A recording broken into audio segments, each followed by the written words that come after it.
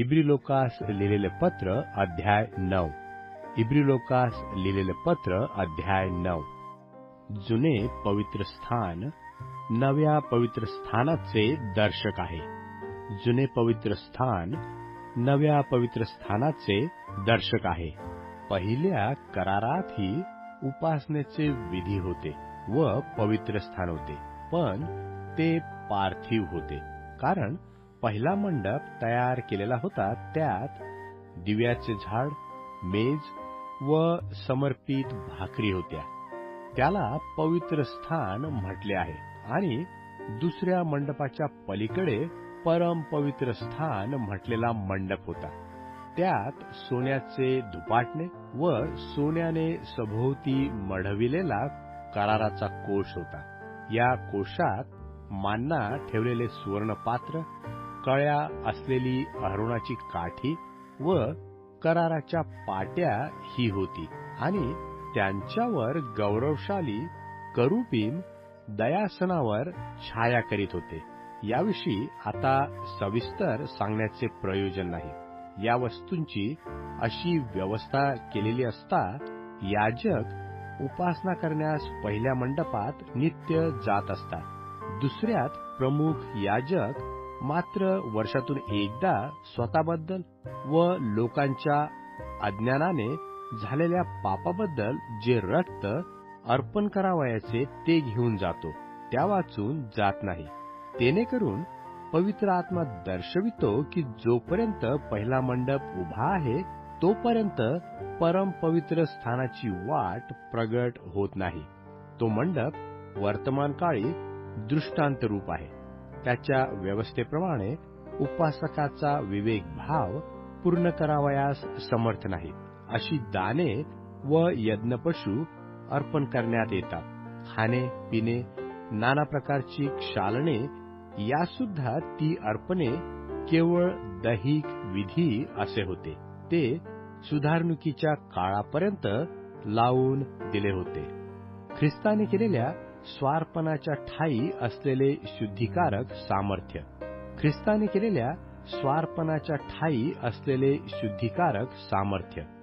ख्रिस्त हा भावी चांगल्या गोष्टीसंबंधी प्रमुख याजक असा येऊन हातांनी केलेला नाही, म्हणजे या सृष्टीतला नाही, अशा अधिक मोठ्या व पूर्ण मंडपातून आणि बकरे व गोऱ्हे यांचे रक्त नव्हे तर आपले रक्त घेऊन एकदाच परमपवित्र स्थानात गेला आणि त्याने सार्वकालिक मुक्ती मिळवली.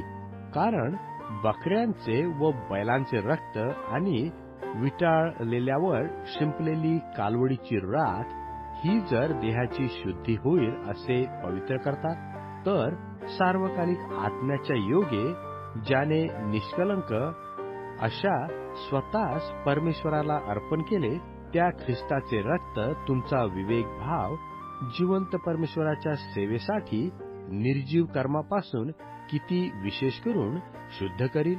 आणि तो याकरिताच नव्या कराराचा मध्यस्थ आहे की पहिला करार चालू असता जी उल्लंघने झाली त्यापासून मुक्ती होण्यासाठी मरण झाल्याने सार्वकालिक वारशाचे वचन पाचारण झालेल्यास मिळावे. कारण जेथे मृत्यूपत्र आहे तेथे मृत्यूपत्रकर्त्याचा मृत्यू सिद्ध होणे अवश्य आहे. मृत्यू झाल्यावर मृत्यूपत्र अंमलात येते. कारण मृत्यूपत्रकर्ता जिवंत आहे तोपर्यंत ते कधी चालावयाचे नाही.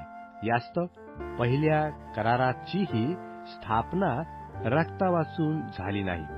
मोशेने नियमशास्त्राप्रमाणे सर्व आज्ञा सर्व लोकांस सांगितल्यावर पाणी, किरमिजी लोकर व एजोग यासह गोऱ्ह्याचे व बकऱ्याचे रक्त घेऊन पुस्तकावर व सर्व लोकांवरही सिंचन करीत म्हटले, जो करार परमेश्वराने आज्ञा करून तुम्हासाठी दिला त्याचे हे रक्त आहे.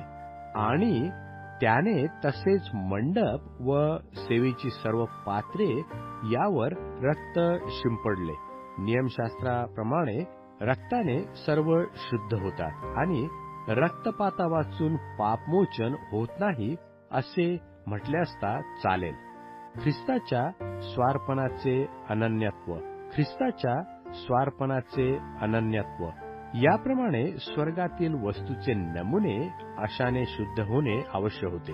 स्वतः स्वर्गीय वस्तू तर याहून चांगल्या यज्ञांनी शुद्ध होणे आवश्यक होते. खऱ्या गोष्टीच्या नमुन्यासारखे हातांनी केलेले पवित्र स्थान यात ख्रिस्त गेला नाही, तर आपल्यासाठी परमेश्वरासन्मुख उभा राहण्यास स्वर्गात गेला.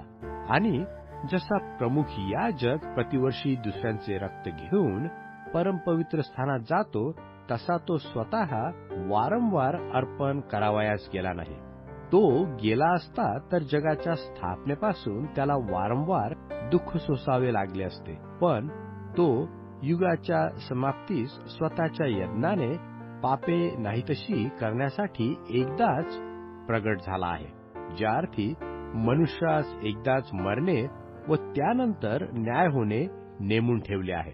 त्या अर्थी ख्रिस्त बहुतांची पापे स्वतःवर घेण्यास एकदाच अर्पिला गेला आणि जे त्याची वाट पाहतात त्यास तारणासाठी पापविरहित असा दुसऱ्याने दिसेल.